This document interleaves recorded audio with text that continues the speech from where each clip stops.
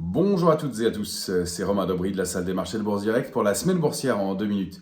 Eh bien, un indice parisien qui a encore progressé nettement la semaine dernière, 2,66% de hausse pour former un nouveau record historique au-delà des 7533 points. La semaine s'annonce dense, encore une fois, puisque ce sera avant tout une semaine technique d'échéance des marchés dérivés qui aura lieu donc vendredi. C'est une échéance des trois sorcières, ça n'est pas une échéance majeure, mais ça pourra avoir des incidences sur les cotations, bien entendu. Du côté des rendez-vous macroéconomiques et microéconomiques, ce sera toujours important aussi.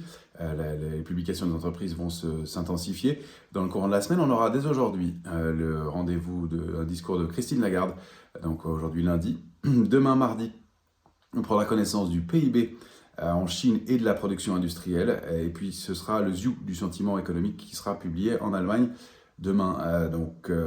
Du côté des entreprises, Forestia sera la publication majeure à Paris. Et puis on aura du côté des marchés américains, Bank of America, Goldman Sachs, Johnson Johnson et Netflix qui donneront leur publication pour le premier trimestre. Mercredi, ce sera l'indice des prix à la consommation, donc les chiffres de l'inflation qui seront publiés en Europe.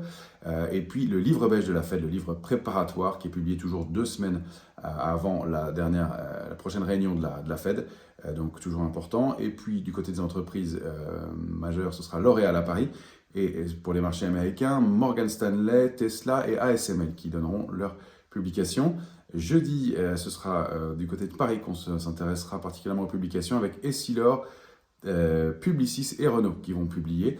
Et puis vendredi, les PMI flash, donc les directeurs d'achat, considérés comme avancés sur la santé de l'économie, qui sont publiés en Europe et aux États-Unis. Et puis on prendra pour connaissance des publications de Procter & Gamble. Graphiquement, on s'est affranchi du niveau majeur des 7400 points à Paris, 7433 sur le 403 sur le futur CAC 40. On déborde et on s'attaque à un niveau intermédiaire qui est 7519 points. La cible suivante légitime, c'est 7578. On peut envisager des extensions du côté de 7639 points. Et puis, en cas d'invalidation, sous 7403, qui devient notre alerte intraday, eh bien, ce sera 7229 points qui est l'alerte de court terme désormais qu'on a significativement rehaussé. Excellente semaine à toutes et à tous.